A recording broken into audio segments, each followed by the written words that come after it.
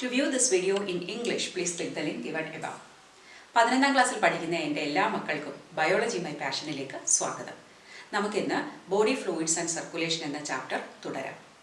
ഇന്ന് ബ്ലഡ് ക്ലോട്ടിങ്ങിനെ കുറിച്ച് പഠിക്കാം. നമുക്കറിയാം, നമ്മുടെ ബോഡിയിൽ ഏതെങ്കിലും ഒരു ടിഷ്യൂ ഡാമേജ് ആവുകയോ അല്ലെങ്കിൽ ഒരു ബ്ലഡ് വെസൽ ബ്രേക്ക് ആവുകയോ ചെയ്താൽ ബ്ലഡ് പുറത്തു വരും, അല്ലേ? അപ്പോൾ ഈ ബ്ലഡ് എന്ന് പറയുന്നത് പുറത്തു വരുന്ന ആ പ്രക്രിയ നമ്മൾ ബ്ലീഡിങ് എന്ന് പറയും. ആ ബ്ലീഡിങ് കുറച്ച് ആണെങ്കിൽ കൂടിയും കുറേ നേരം തുടർന്നാൽ അത് മരണത്തിലേക്ക് നയിക്കാം. അപ്പോൾ ഉടനെ തന്നെ നമ്മുടെ ബോഡിക്ക് ഒരു മെക്കാനിസം ഉണ്ട്. എന്താണത്? രക്തം കട്ട പിടിക്കണം. അപ്പോൾ ഈ ഒരു പ്രോസസ്സിനെ പറയുന്ന പേരാണ് ബ്ലഡ് ക്ലോട്ടിംഗ് അഥവാ ബ്ലഡ് കോയാഗുലേഷൻ. നമ്മുടെ ബ്ലഡ് വെസലിനകത്തുകൂടി ഒഴുകുമ്പോൾ ഈ ബ്ലഡ് ദ്രാവക രൂപത്തിലാണ്. പക്ഷേ എപ്പോഴെങ്കിലും ഒരു കട്ട് വന്നിട്ട് ബ്ലഡ് പുറത്തേക്ക് വന്നാൽ അത് എയറുമായിട്ട് കോണ്ടാക്ട് വരുമ്പോൾ അല്ലെങ്കിൽ അറ്റ്മോസ്ഫിയറുമായിട്ടുള്ള കോണ്ടാക്ട് വരുമ്പോൾ ഈ ബ്ലഡ് ഒരു സോളിഡ് ഫോം ആവും. അത് അവിടെ പ്ലഗ് പോലെ ആക്ട് ചെയ്തിട്ട് പുറത്തേക്ക് ഫർദർ ആയിട്ടുള്ള ബ്ലീഡിങ്ങിനെ തടയും. ഇനി ബ്ലഡ് വെസലിൻ്റെ അകത്തും ചിലപ്പോൾ ഈ പ്ലേറ്റ്ലെറ്റ്സ്, അതായത് നമ്മുടെ പ്ലേറ്റ്ലെറ്റ്സ് എന്ന രക്താണുക്കളാണ് ഇതിനെ സഹായിക്കുന്നത്. അതിൻ്റെ വേറൊരു പേരാണ് ത്രോംബോസൈറ്റ്സ്. അപ്പോൾ രക്തം കട്ടപിടിക്കാൻ ഇവ വന്ന് ഒന്നിച്ചു ചേരും. അപ്പോൾ ഇങ്ങനെ വന്ന് ചേരുന്നതിന് നമ്മൾ ത്രോംബസ് അല്ലെങ്കിൽ ഒരു ബ്ലഡ് ക്ലോട്ട് എന്ന് പറയും. അത് ബ്ലഡ് വെസലിനകത്ത് സംഭവിക്കുമ്പോഴാണ് അതിനെ ത്രോംബോസിസ് എന്ന് പറയുന്നത്. പക്ഷേ ത്രോംബോസിസ് ഭയങ്കര ഡേഞ്ചറസ് ആണ്. അത് ബ്രെയിനിലോ ഹാർട്ടിലോ ഒക്കെ വന്നു കഴിഞ്ഞാൽ അത് വളരെ ഫേറ്റലായിട്ട് അല്ലെങ്കിൽ മരണത്തിലേക്ക് വരെ നയിക്കാവുന്നതാണ് ത്രോംബോസിസ്. അതേസമയം പുറത്തെ ടിഷ്യൂസിൽ ഡാമേജ് ആകുമ്പോഴും ക്ലോട്ടിംഗ് ആണ് നടക്കുന്നത്. ശരിക്കും ക്ലോട്ട് ചെയ്യാനായിട്ട് 3 മുതൽ 4 മിനിറ്റ് വരെ സമയം ആവശ്യമാണ്. ഈ ക്ലോട്ടിംഗ് നമ്മുടെ ജീവൻ രക്ഷിക്കാൻ ഉതകുന്ന ഒരു പ്രക്രിയയാണ്. ഇനി ക്ലോട്ടിങ്ങിന് നമ്മുടെ പ്ലേറ്റ്ലെറ്റ്സ് മാത്രം മതിയോ? പോരാ. പ്ലേറ്റ്ലെറ്റ്സിനെ സഹായിക്കാൻ കുറേ പ്രോട്ടീൻസും ഫാക്ടേഴ്സ്, അതായത് ക്ലോട്ടിംഗ് ഫാക്ടേഴ്സും നമ്മുടെ ശരീരത്തിലുണ്ട്. ഏതാണ്ട് 13ഓളം ക്ലോട്ടിംഗ് ഫാക്ടേഴ്സാണ് നമ്മുടെ ശരീരത്തിൽ ഇതിനായിട്ട് പ്രവർത്തിക്കുന്നത്. ഇനി എങ്ങനെയാണ് ക്ലോട്ടിംഗ് നടക്കുന്നതെന്ന് നോക്കാം. ഇപ്പോൾ ഒരു ഓപ്പൺ വൂണ്ട് എന്ന് വിചാരിക്കാം. അവിടെ ആദ്യം ആരോടിയെത്തും? അതായത് ബ്ലഡ് വെസലിൻ്റെ എപ്പിത്തീലിയൽ വോൾ ഡാമേജ് ആകുന്ന ആ സമയത്ത് തന്നെ നമ്മുടെ പ്ലേറ്റ്ലെറ്റ്സ് എല്ലാവരും കൂടി ഓടി അവിടെ വരും. അവർ ഓടി വന്നിട്ട് അവിടെ ഒരു കൂടിച്ചേരും. അതിനെ പറയുന്ന പേര് അഡ്ഹീഷൻ. അവ ഒട്ടിച്ചൊട്ടിച്ച് അവ എന്താവും? ഒരു ചെറിയൊരു കട്ട പോലെ ആവുന്നു. പക്ഷേ ഇതുകൊണ്ട് മാത്രം ഈ ബ്ലഡ് ക്ലോട്ട് നിൽക്കില്ല.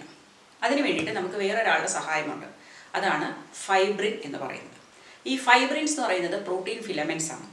ഇവരും കൂടി ഓടി ഈ ക്ലോട്ടിൻ്റെ അടുത്ത് വരും. അതായത് പ്ലേറ്റ്ലെറ്റ്സ് കൂടിച്ചേർന്നിരിക്കുന്നതിൻ്റെ പുറത്ത് വന്ന് അവരവിടെ ഒരു വല പോലെ അങ്ങ് ഉണ്ടാക്കും. കാരണം ഫൈബേഴ്സ് അല്ലേ, അതൊരു വലയുണ്ടാകും. അപ്പോൾ ആ വല ഇങ്ങനെ തടഞ്ഞു നിർത്തും. ബ്ലഡിനെ പുറത്തേക്ക് പോവാതെ, ബ്ലഡ് സെൽസ് ഒന്നും പുറത്തോട്ട് പോവാതെ തടഞ്ഞു നിർത്തുകയാണ് ചെയ്യുന്നത്. അങ്ങനെയാണ് ഒരു ക്ലോട്ട് ഉണ്ടാകുന്നത്. പക്ഷേ ഇവിടെയുള്ള പ്രശ്നം എന്താണെന്ന് വെച്ചാൽ, ഈ ഫൈബ്രിൻ നമ്മുടെ ശരീരത്തിലുണ്ടെങ്കിൽ ഓൾറെഡി പ്ലേറ്റ്ലെറ്റ്സും ഉണ്ട്. ഈ പ്ലേറ്റ്ലെറ്റ്സും ഫൈബ്രിനും കൂടെ ചേർന്ന് വേണമെങ്കിൽ നമുക്കൊരു ഒരു ക്ലോട്ട് ഉണ്ടാവാം. അപ്പോൾ നമുക്ക് ഫൈബ്രിനായിട്ട് അവിടെ ഇരിക്കാൻ പാടില്ല. നമുക്കതിനെ ഒരു ഇനാക്റ്റീവ് ഫോമിൽ വെക്കണം. വൂണ്ടുണ്ടാകുമ്പോൾ മാത്രമേ അത് ആക്ടിവേറ്റ് ആവാൻ പാടുള്ളൂ.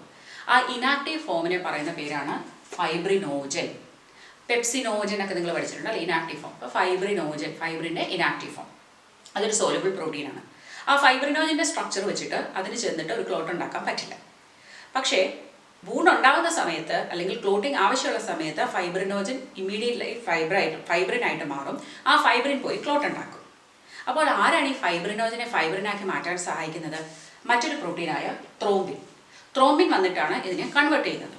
പക്ഷേ ത്രോംബിൻ അല്ലാതെ തന്നെ അവിടെ ഉണ്ടെങ്കിൽ ഈ ത്രോംബിൻ ചെന്ന് ഫൈബ്രിനാകും, ക്ലോട്ട് ഉണ്ടാകും. അപ്പോൾ ത്രോംബിനും അങ്ങനെ ഇരിക്കാൻ പാടില്ല. അതുകൊണ്ട് നമ്മൾ എന്ത് ചെയ്യും? ത്രോംബിനെ ഇനാക്റ്റീവ് ഫോമിലാക്കും. ഏത് ഫോമിലാണ്? പ്രോത്രോംബിൻ.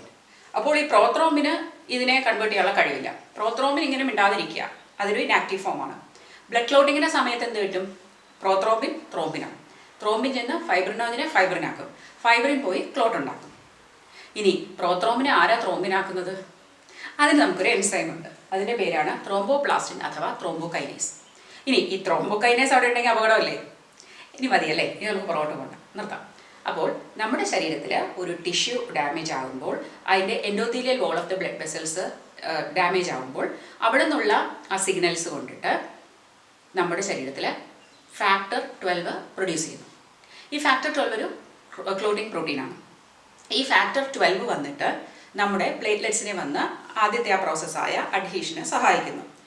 ആ സമയത്ത് തന്നെ ഈ ഒരു ഈ അഡ്ഹീഷൻ കൊണ്ടുണ്ടാകുന്ന പ്ലേറ്റ്ലെറ്റ്സും ആ ഡാമേജ്ഡ് എൻഡോത്തീലിയവും പുറപ്പെടുവിക്കുന്ന ചില സെക്രീഷൻസ് ആണ് നമ്മുടെ ത്രോംബോകൈനേസ് അല്ലെങ്കിൽ ത്രോംബോപ്ലാസ്റ്റിൻ ഉണ്ടാക്കുന്നത്.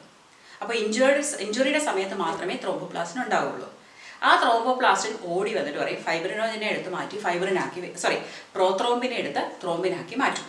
ത്രോംബിൻ ഓടിച്ചെന്ന് ഫൈബ്രിനാക്കി മാറ്റും. ഫൈബ്രിൻ ഓടിച്ചെന്ന് ആ അഡ്ഹെയർ ചെയ്തിരിക്കുന്ന അല്ലെങ്കിൽ ജോയിൻ ചെയ്തിരിക്കുന്ന ആ പ്ലേറ്റ്ലെറ്റ്സ് ഗ്രൂപ്പിലോട്ട് കയറി ഒരു മെഷ് പോലെ ഒരു ക്ലോട്ട് ഉണ്ടാകും. അപ്പോൾ ആദ്യം ഉണ്ടാകുന്നത് സോഫ്റ്റ് ക്ലോട്ടാണ്. അത് പര്യാപ്തമല്ല. അതുകൊണ്ട് കാൽഷ്യം അയോൺസും ഫൈബ്രിനേസ് എൻസൈമും കൂടി വന്നിട്ട് ഈ ഫൈബ്രിനെ കുറച്ചുകൂടെ സ്റ്റെബിലൈസ് ചെയ്യും. അപ്പോൾ അതൊരു നല്ലൊരു ഹാർഡ് കോട്ട് അല്ലെങ്കിൽ ഒരു സ്റ്റേബിൾ ക്ലോട്ടായിട്ട് മാറുന്നു. അങ്ങനെ ആയിക്കഴിഞ്ഞിട്ട് ഇതൊന്ന് ചെറുതായിട്ട് ഷ്രിങ്ക് ചെയ്യും. ആ ഷ്രിങ്ക് ചെയ്യുമ്പോൾ ഒരു സ്ക്യൂസിങ് ഇഫക്റ്റാണ്. അപ്പോൾ അതിലെ പ്ലാസ്മ, നമ്മുടെ ബ്ലഡിൻ്റെ പ്ലാസ്മ ആ മുറിവിൽ നിന്ന് പുറത്തേക്ക് ഒഴുകും. നമുക്കറിയാം, നമ്മുടെ മുറിവൊക്കെ ഉണങ്ങി ഇങ്ങനെ ക്ലോട്ട് നന്നായിട്ട് ഫോം ചെയ്ത് കഴിയുമ്പോൾ ഒരു ചെറിയ ദ്രാവകം പോലെ വരും. അതെന്താണ്? പ്ലാസ്മയാണ്. ആ പ്ലാസ്മയിൽ പക്ഷേ ക്ലോട്ടിംഗ് ഫാക്ടർ ഇല്ല. അപ്പോൾ പ്ലാസ്മ വിത്തൗട്ട് ക്ലോട്ടിംഗ് ഫാക്ടർ എന്താണെന്ന് നമ്മൾ പഠിച്ചു? സീറമാണെന്ന് പഠിച്ചു. അപ്പോൾ ഇങ്ങനെ ഒരു സീരീസ് ഓഫ് പ്രോസസ്സസ് നടക്കുമ്പോൾ, അതായത് എൻസൈമാറ്റിക് റിയാക്ഷൻ ഒന്ന് പോയി ഒന്നിനെ അങ്ങനെ ചെയ്യുന്നതിനെയാണ് നമ്മൾ കാസ്കേഡ് പ്രോസസ്സ് എന്ന് പറയുന്നത്. അപ്പോൾ കാസ്കേഡ് എന്ന് വെച്ചാൽ ഒരു സീരീസ് ഓഫ് ഒരു ഒഴുകുന്ന എന്നുള്ളൊരു അർത്ഥമാണ് കാസ്കേഡിനുള്ളത്. അപ്പോൾ ഇതാണ് നമ്മുടെ ബ്ലഡ് ക്ലോട്ടിങ്ങിൻ്റെ ഒരു രൂപരേഖ. അപ്പോൾ ഇത് നിങ്ങൾക്ക് മനസ്സിലായി എന്ന് കരുതുന്നു. മനസ്സിലായില്ലെങ്കിൽ തീർച്ചയായിട്ടും ഒന്നുകൂടി പോയി ഇത് കണ്ട് ഇത് എഴുതിയെടുത്തിട്ട് പഠിക്കുക. വളരെ സിമ്പിളാണ്.